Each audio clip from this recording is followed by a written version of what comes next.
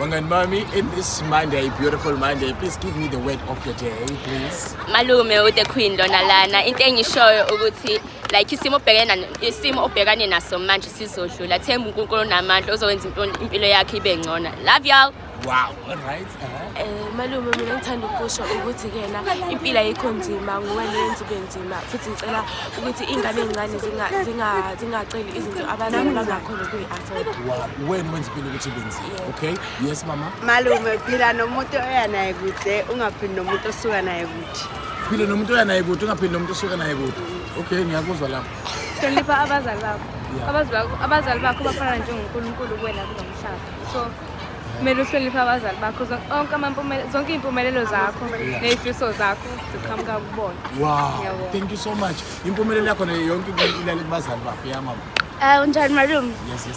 Malume ungenzi into ozojabulisa abanye abantu kodwa enza into ozojabulisa wena because phela la emhlabeni awuphilela abanye abantu kodwa uziphilela wena.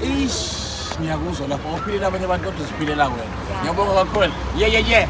Yasha.